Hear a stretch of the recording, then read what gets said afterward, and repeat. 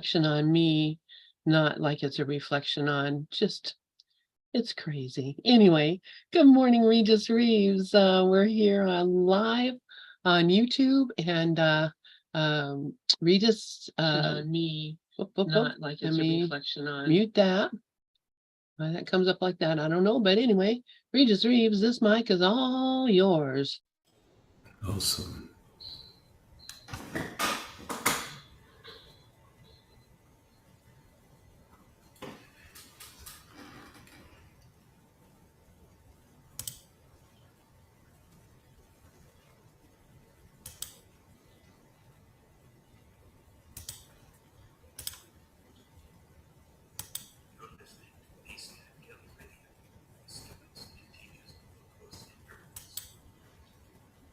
All right, just one sec. Got a little audio stuff going on here.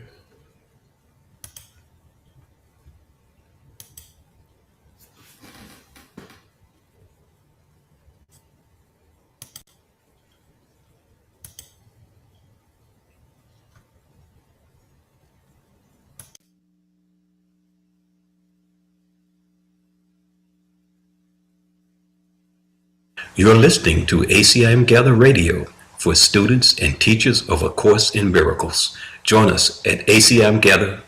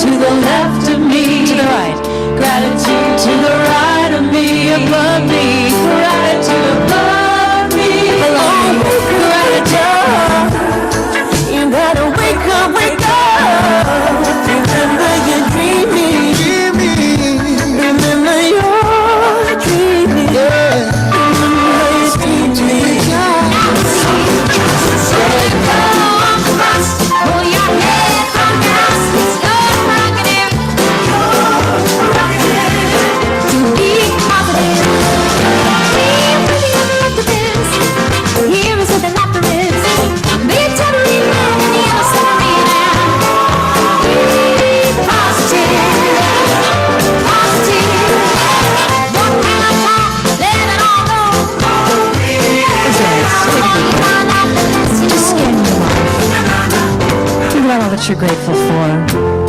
See the faces of God in your life that are represented by kids or family members, people you work with, people in this church.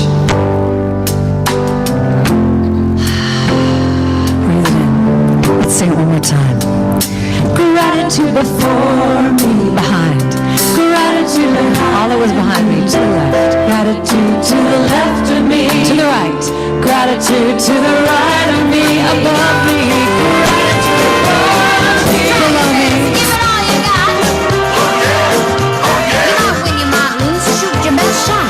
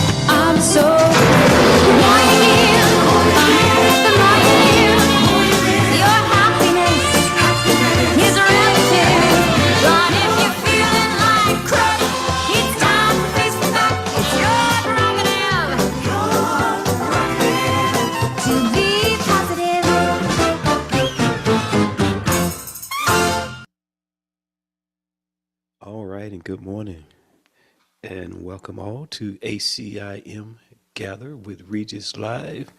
And just right out the gate, Karen is here today. Yay! And we missed you on yesterday and missed having our Miracle Monday with you and Zuma, but it's all good. It's all love, and we're glad that everything is working out perfectly. And Glorian is here this morning, not our Sergeant of the Arms, and Carrie, Delia, Christopher, Lynn, Zuma, and Dove, and Sharon, everybody, welcome all. And this is a great week.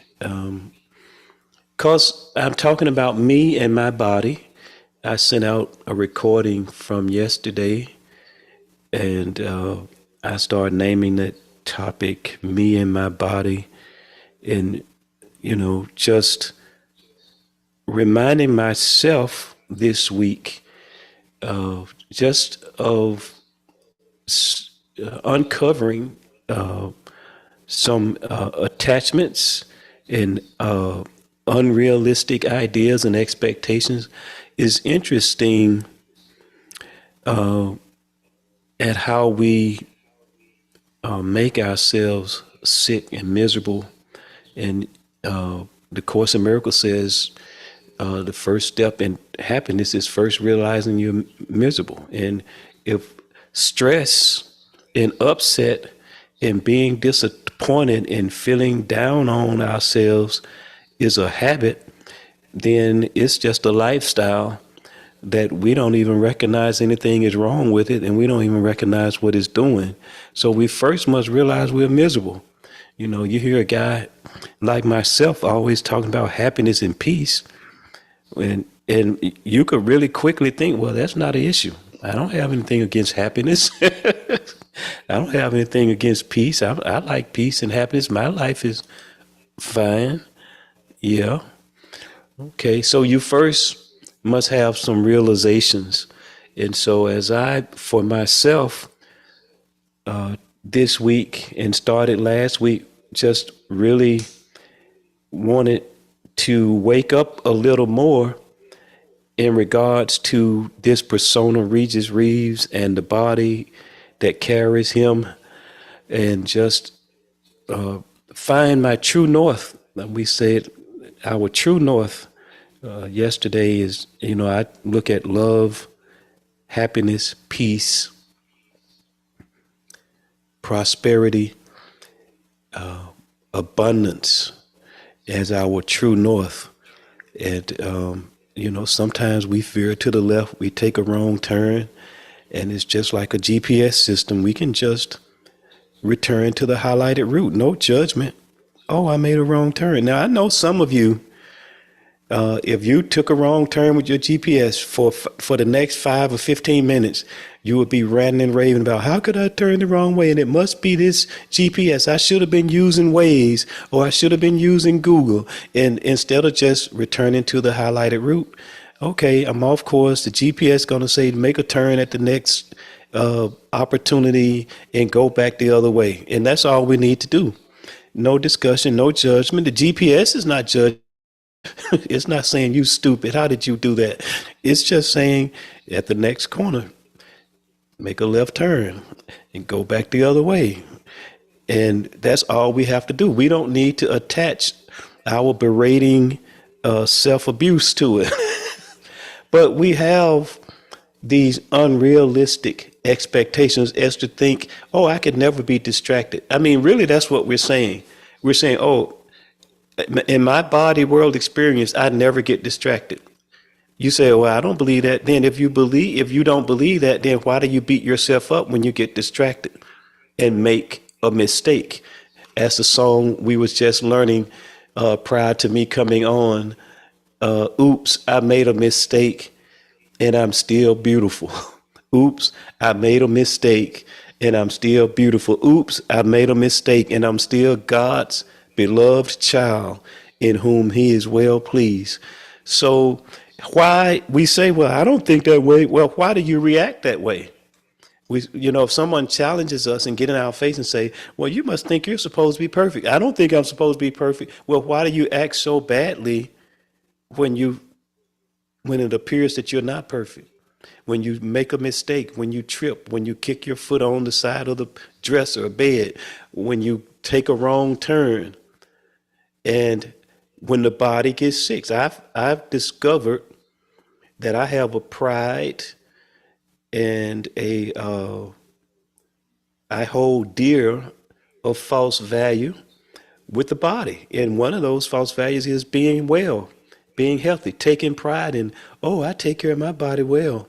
Other bodies don't. Look at how healthy I am. I never get a cold.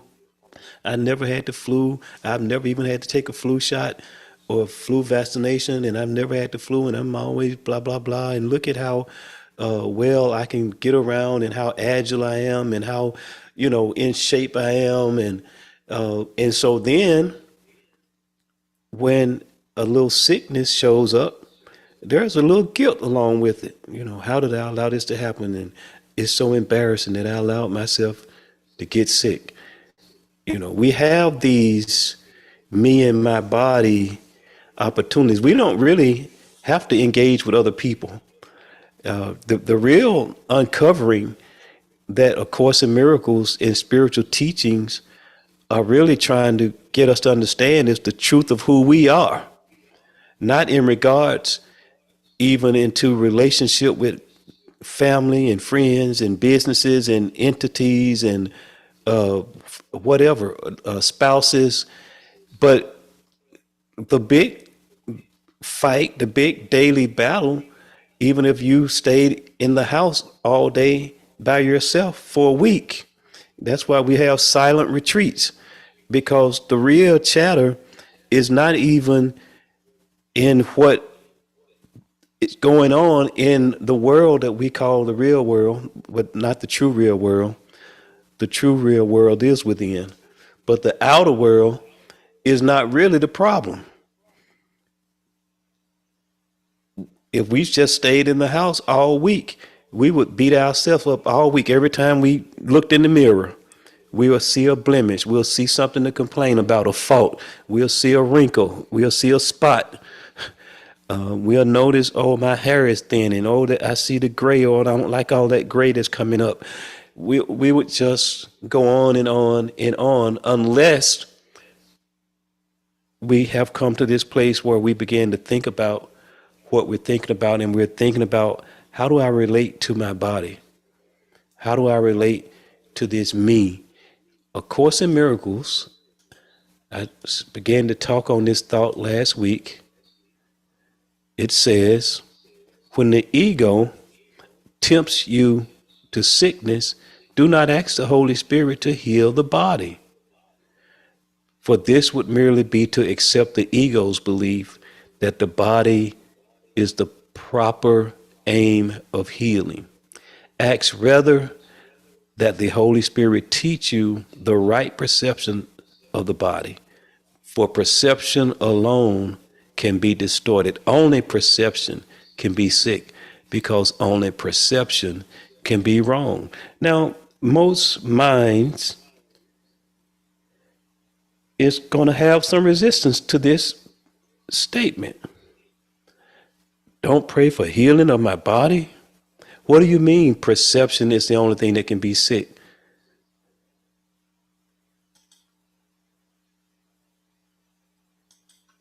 Yeah, I just paused right there. Just go with it.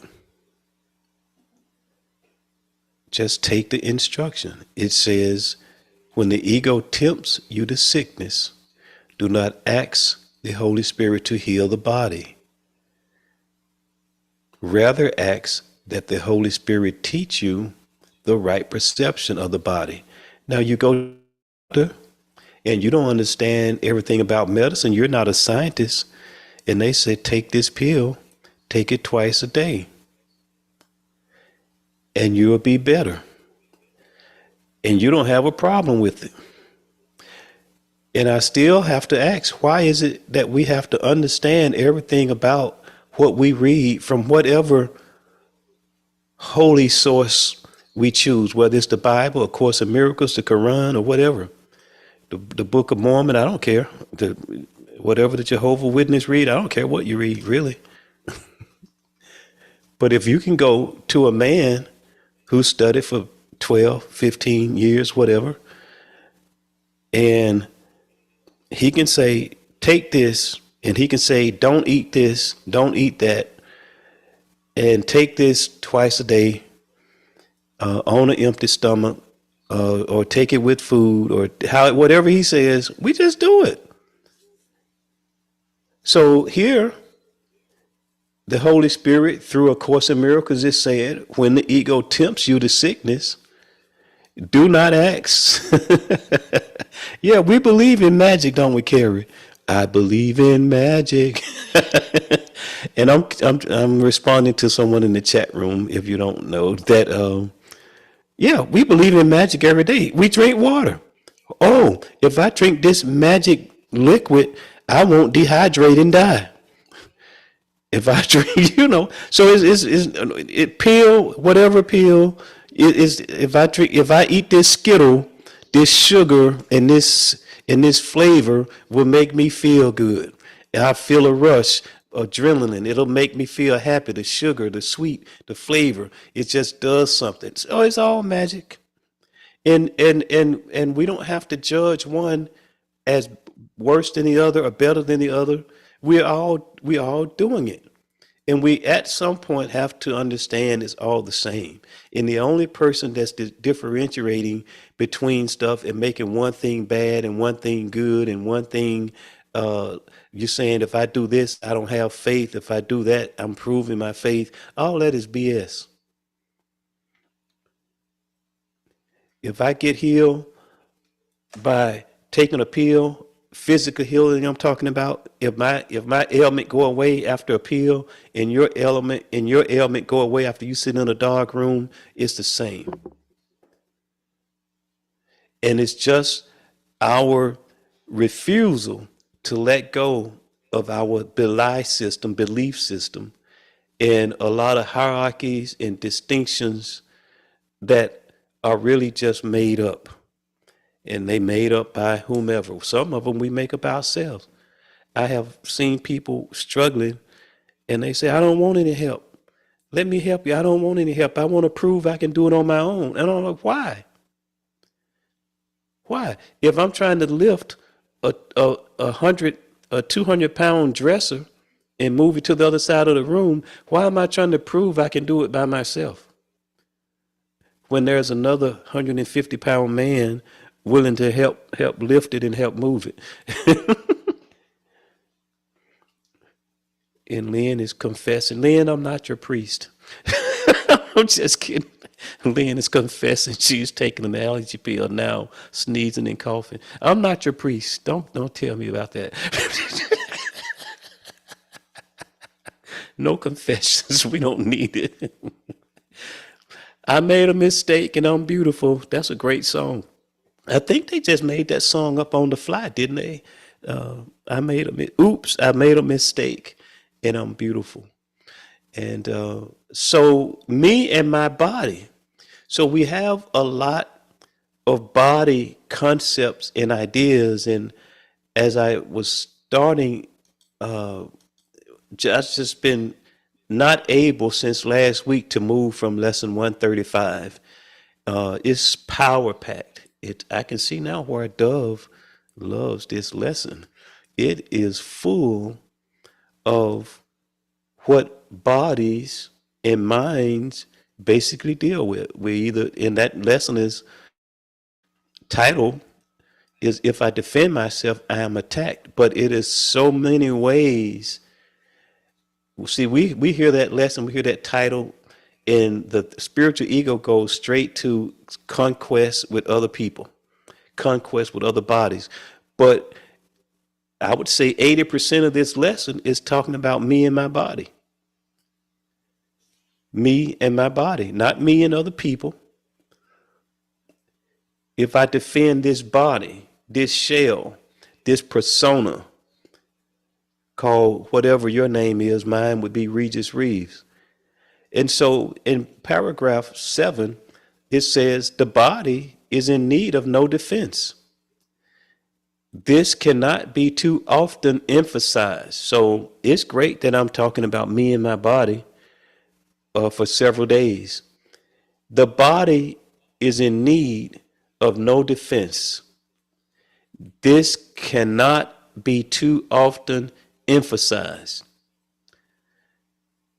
In Glorian type, we give service to the servable instrument, knowing I am not a body, right? The body is in need of no defense. This cannot be too often emphasized. So if you are already bored with this topic and you think you don't need it, then you're smarter than the Holy Spirit, and you need to be teaching classes all day. Because the Holy Spirit is giving us a little nudge, a little hint here. This cannot be too often emphasized. It will be strong and healthy if the mind does not abuse it by assigning it roles it cannot fill, to purposes beyond its scope, and to exalted aims which it cannot accomplish. See, this is what I was talking about earlier when I said, oh, you think you're not supposed to ever take a wrong turn? You think you're not supposed to ever burn the biscuits? You think you're not supposed to ever make a mistake? You are assigning your body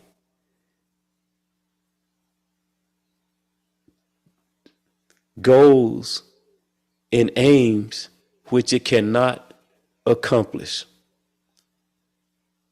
You are trying to make it be and perform in a way, and as we give service to the servable instrument, knowing I am not a body. So why is all this emphasis on the body performing perfect? You expect your car is a vehicle.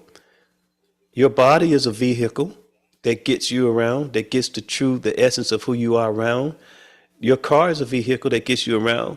And I know some of you do freak out if you have a flat tire. You do freak out if you have to change the brakes. You do freak out if you have to go in and get an oil change. You know, those are the people who don't realize they're miserable. But then there's the folks that a little bit more mature in some ways, that they understand that cars have to be taken care of at points in times. They need things. You have to put gas in them. You know, you just don't run them endlessly. Just get in it and drive. You will run out of gas somewhere. And you'll stop in the middle of the road and wondering why my car won't start. And yeah, you have to put gas in it occasionally. So we're not assigning our automobiles unrealistic goals and aims. We look for it to perform within a certain parameter, but we don't look to perform outside of that parameter. We don't take a little economy car and say, I'm going to use it to race in the Indy 500. And I think I'm going to win. We don't assign it unrealistic goals. This paragraph 7, if you just take it and listen to it and listen to what you do and how you relate to your body, you'll find it helpful. And it says it will be strong and healthy if the mind does not abuse it by assigning it roles it cannot fill. Oh, how do I keep my body healthy and whole? I stop abusing it by assigning it roles it cannot fill, to purposes beyond its scope, and to exalt aims which it cannot accomplish. Such attempts, ridiculous, yet deeply cherished, and these attempts are cherished.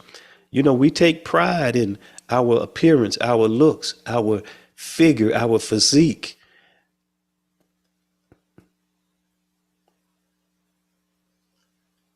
We love to spot out people who are not as healthy and in as great a physical shape as we are. We get a little rush. we get a little like I think it's Byron Katie said, what's the payoff? You get a little payoff by thinking, oh, how old are you? Oh, I'm this age. Oh, look at how great I look and how great a shape I am for my age. Versus you at your age. We see people, oh man, they look bad. They really look run down. Such attempts, ridiculous yet deeply cherished. And here's, this is not Regis. It says, yet deeply cherished. It means something. Even though it shouldn't, it means something. I take pride in it. And that's why I'm freaking out when I'm not well, when I need a treatment, I need surgery, I need whatever to get back right. It's not, and I'm going to say this, it's probably just true for me because you all are way more advanced than I am. Sometimes it's not that I'm sick that is upsetting. It's other people knowing I'm sick. Ooh. Think about it before you reject it. It's not that I'm so down and out about my body feeling not so well or having to have surgery or having to take a cancer treatment or some chemo or be on this medicine that doctor may say for the rest of my life. But is that goal that I assign my body to never have high blood pressure, to never have high cholesterol, to never, my eyes are to never grow dim. I should never have a cataract. I should never be faced with glaucoma. It's all of this inner pride. It's all of this stuff that we yet deeply cherish about the body. I'm proud of my body. And it don't matter what type of body it is, it's yours. And there's some deeply cherished ideals that you have about it. Such attempts, ridiculous yet deeply cherished, are the sources for many mad attacks you make upon it. For it seems to fail your hopes, your needs, your values, and your dreams.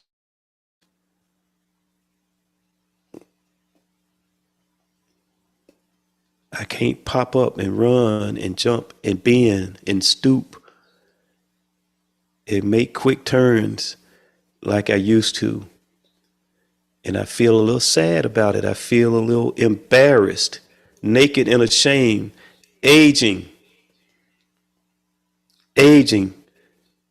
Lori Coburn is one who is very transparent about her resistance to aging or previous resistance to aging. Don't like it. Don't like how I look. Don't like how I move. Don't like how I get around. Don't like that I'm not cute as I was when I was 30 years ago or 20 years ago or even 15 or maybe even 10. And how is that I feel so threatened and so taken back by, I see these subtle changes coming. Oh, I can't do like I used to do. I can't eat like I used to eat. All times of night, any type of food. I don't seem to be able to do that anymore. I'm a little disappointed. Why?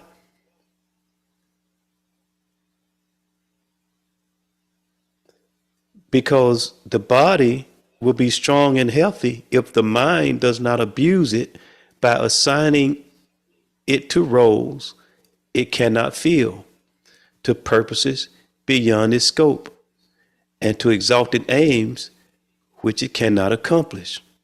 Such attempts, ridiculous yet deeply cherished, are the sources for many mad attacks you make upon it. For it seems to fail your needs, your values,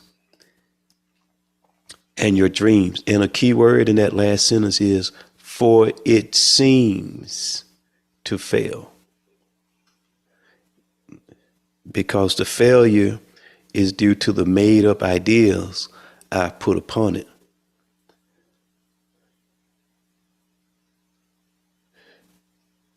And Lynn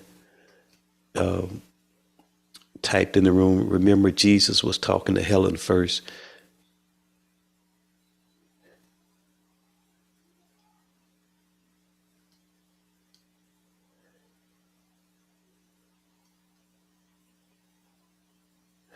And there's just, I'm looking at the chat board here, just some interesting side conversations going on.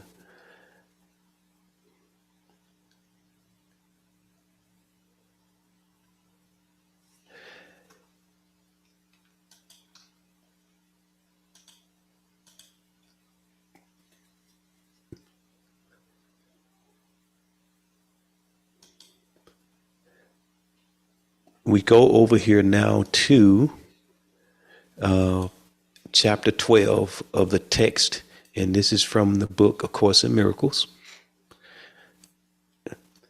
The analysis of the ego motivation is very complicated. And I'm looking at the board and I'm looking at Yale. See, we can get real complicated. We can keep it simple, or we can get really complicated. And I'm teaching this, and I'm helping me uncomplicate some of the complicated ideals. We like to present sometimes all these case scenarios. That's what the egos do. What about this and what about that? And we dilute what the Holy Spirit is saying to us now by going through these intellectual ideals. And we try to run every scenario that we have heard of or seen in someone else in life. That's not what it's about. It's an individualized curriculum, and it's for me right here, right now. The analysis of ego motivation is very complicated, very obscuring, and never without your own ego involvement. It is never without your own ego. Carry the yeah buts. And see, your yeah buts is never without your own ego involvement. Realize Carrie says we like being right about being wrong. That's a quote from Carrie. Well, as far as I'm concerned, it's original from Carrie. I don't know whether it is or not, but as far as I'm concerned, I don't want to know any other origin of it. It's all Carrie, as far as I'm concerned, for the rest of my life. The analysis of the ego motivation is very complicated, very obscuring, and never without your own ego involvement. Never without your own ego involvement. So don't get attached to your analysis. You can have them. You can talk about them. We can discuss them, but discuss them lightly. Discuss them without attachment, because there is ego involvement in it. Let's just understand that part. So we can all step back at any point in any conversation, in any analysis. We can all take a step back and say, oh, well, I think they was talking this week about when they were correlating the Course in Miracles and the group of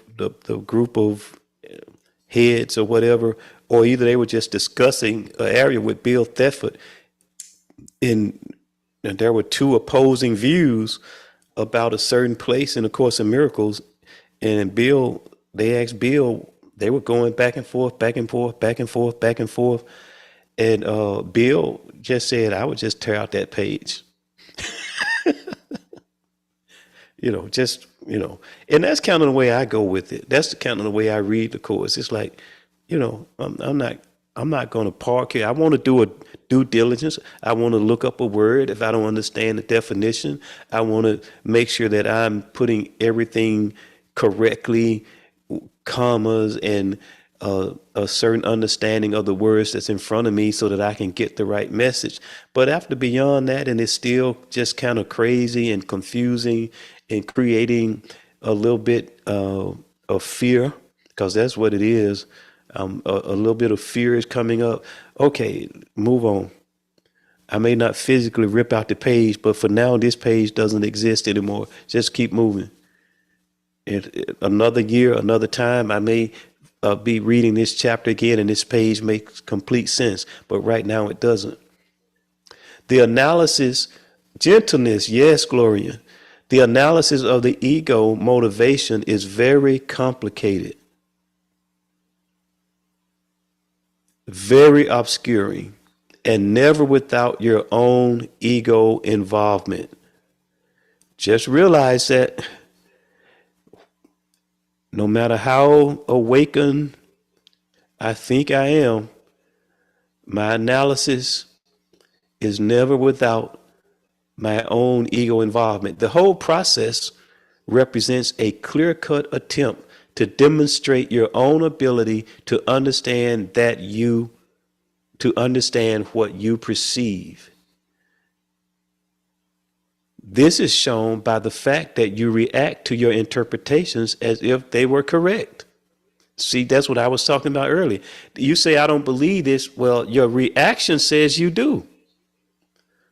I don't think that's true about me and how I think about my body. I think realistically. Well, your reaction says that you believe you're crap. It's I'm open-minded. Your reaction don't say that you're open-minded. This is shown by the fact that you react to your interpretations as if they were correct. You want to know what you really believe? Oh, it's great. We get in these. I love my gatherings with my mighty companions. And it's wise. It's smart for us to gather like this.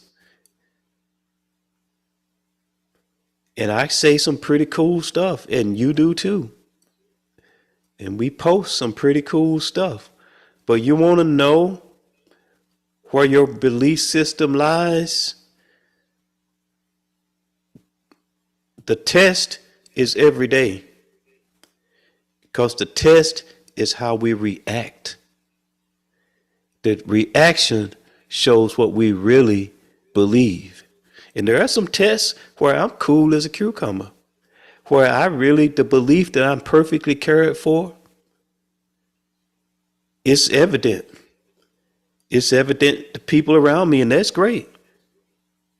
But there are some reactions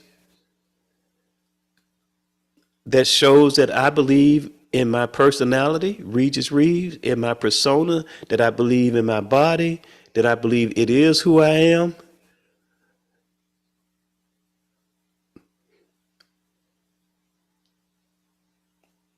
That's why when we look at words like insulted, disrespected, and I know we still have some attachments to those concepts and ideas as a body. Because when those words are a part of our value system, insulted, disrespected, I'm appalled.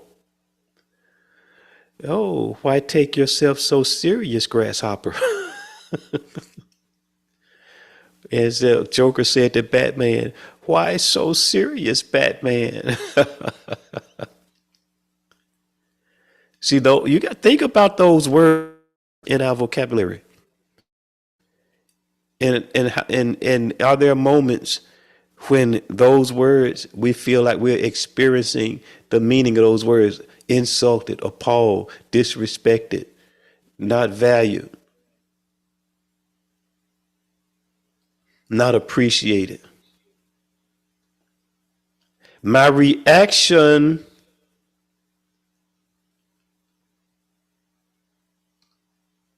shows that I think I'm correct about a body being disrespected, about a body being abandoned, about a body separate from God, separate and alone in a universe. This is shown by the fact that you react to your interpretations as if they were correct. This is not a judgment. This is not a you're bad. This is about I've been mistaken. Oops, I made a mistake. I'm still lovable. I'm still loved. I'm still the beloved child of God in whom she is well pleased. But it's showing me that I'm cherishing some ideas that are not based in truth. Nothing real can be threatened. Nothing unreal exists. Herein lies the peace of God.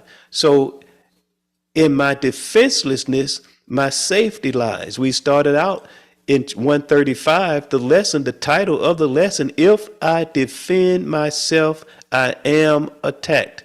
If I'm trying to explain and show my good intentions and show that I didn't mean any harm and show this, that, and the other, I feel attacked. My character, what is your character? Your Regis Reeves persona is being attacked. Oh, you think it's something that needs your defense, Regis. Oh, you're attacking my character. This is, so I'm talking about me and my body. See, all this ain't got nothing to do with other people. This don't have anything to do with other people. My wife, my kids, my spouse, my mate, my neighbor, my HOA members, my colleagues, my staff.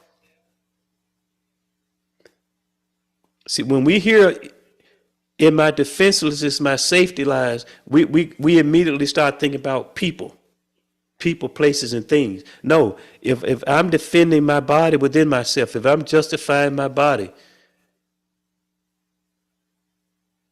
oh, I got to buy these type of clothes because these other clothes are not flattering. They show my lumps, my humps, my bumps. And I need to protect this image of this body as best I can. I don't want to feel naked and ashamed in a world of other egos with judgments and opinions. And some have power to say no to me just based on my appearance.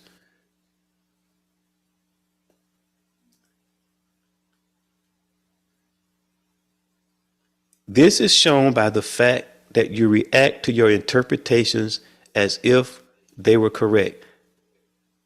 Why am I wilding out? Why am I mortified, horrified? Why am I beside myself? This reaction shows that I believe my interpretations as they were correct. You may then control your reactions behaviorally. See, I love this because some of us, good Christians,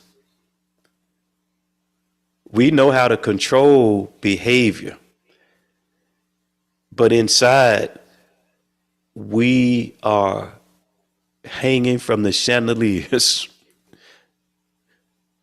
We know how to make this outside. We've mastered it. We know how to put that front on. You may then control your reactions behaviorally, but not emotionally.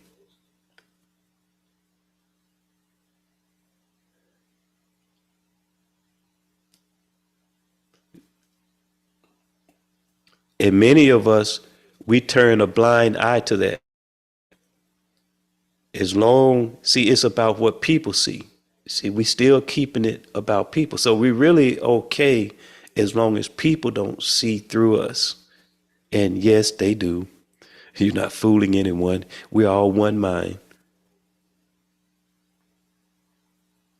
But we delude ourselves, we deceive ourselves into thinking that as long as I can put on this poised behavior,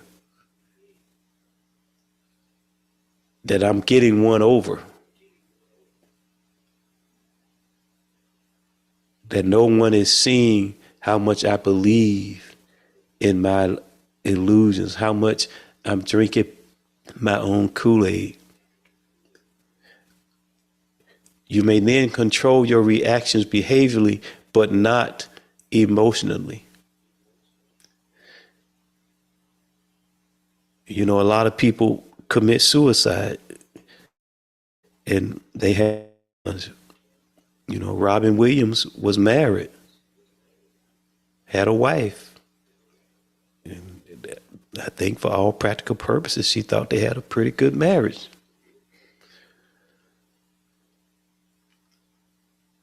And we can go analyzing into medication and all that. We're not going there.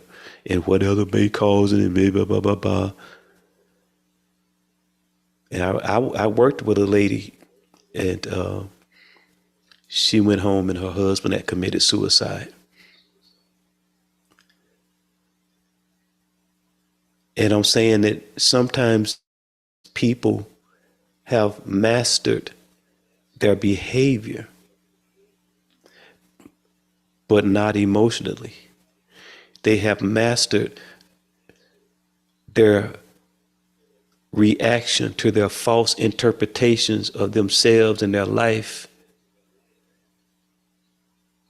to the degree that even people close to them and sleeping in the bed with them that don't know that they're on the brink of complete emotional disarray.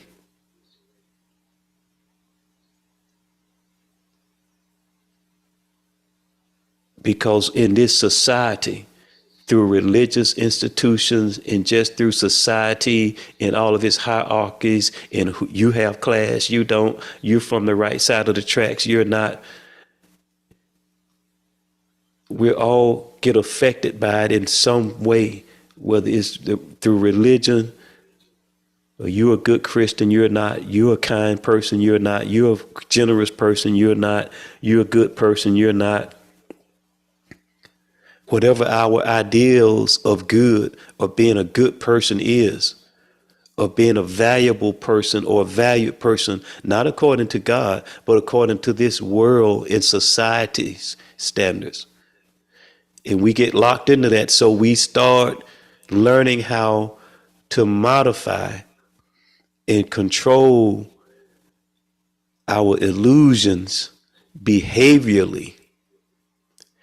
We learn how to protect. That's where it's the body. This lessons is talking about defending the body. The body has no need for defense. We're trying to defend the persona of who I think I am.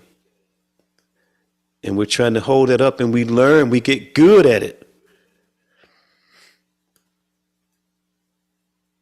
We get so good at it, people don't even see or hear our cry for help. I thought I was going to get there. I know I'm not going to get there. Where's the clock? 10:21, 9:21 Mountain, 11:21 Eastern, 8:21 Pacific. So all that to say, I have 9 minutes.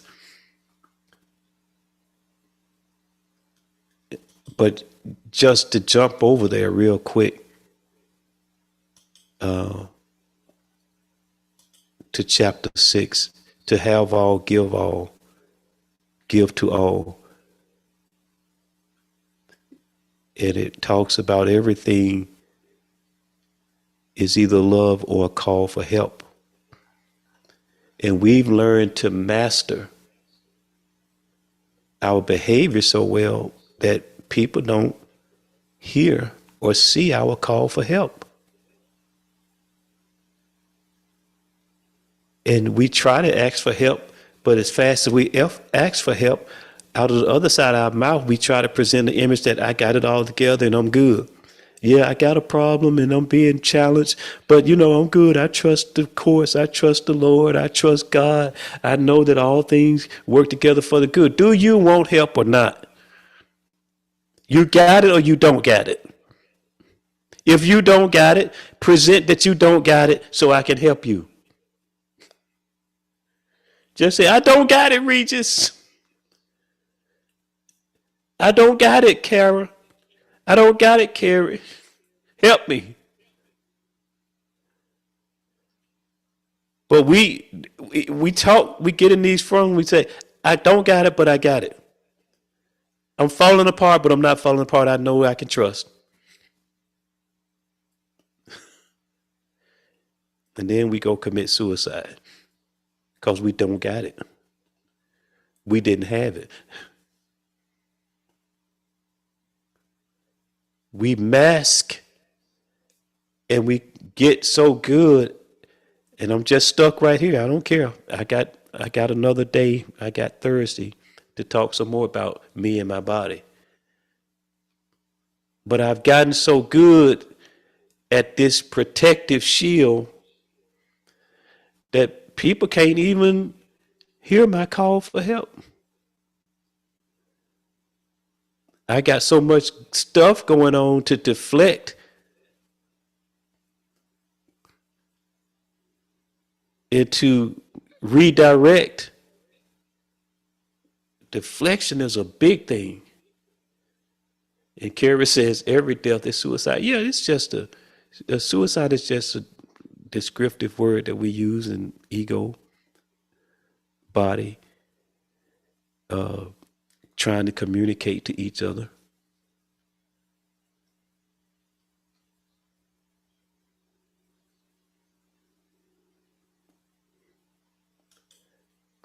But in my point, in the context of mastering behavior and fooling ourselves into thinking that we're something that we're not because we're able to master our behavior. We're able to keep it cool. I used to talk about and play that song. We're taught from a very young age.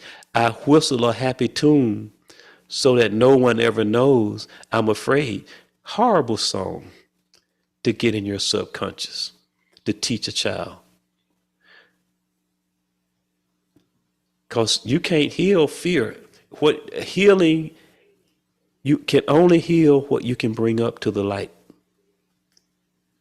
If you stuff it down and hide it, it can't be healed. That's why I try to get people, my wife, anybody I engage with, anybody that's listening to me by media, I try to get them to stopping at subcontext. See, we stop at anger, but the problem ain't anger, the problem is fear. We stop at sadness and depression. Depression is anger turned inward, but what is anger but fear? Let's get to the fear factor and get the fear healed. But we are trying to get this other stuff addressed. That ain't the issue. And I whistle a happy tune so that no one ever knows I'm afraid. I need to say to my wife, I'm afraid. And this is what I'm afraid of. And she can probably say, oh, honey, no, that's not it at all. And then boom, that's out of the way. But we take people through all this other stuff, and we talking 1 hour about this issue, and the issue is fear. So that's why we talk till our jaws get tired. We talk till we're just exhausted, and it doesn't seem that we've helped because we haven't, because the issue was fear. And we talked all about all this other stuff. And we never asked, what is it that you're afraid of? Well, I'm afraid if people knew that I smoked or that I used antidepressants, they wouldn't believe in me. They would think I'm a fraud, a phony, and not a good Christian or a good Course in Miracles student. So we get good, back to this one line, at mastering behavior, and we drink our own Kool-Aid.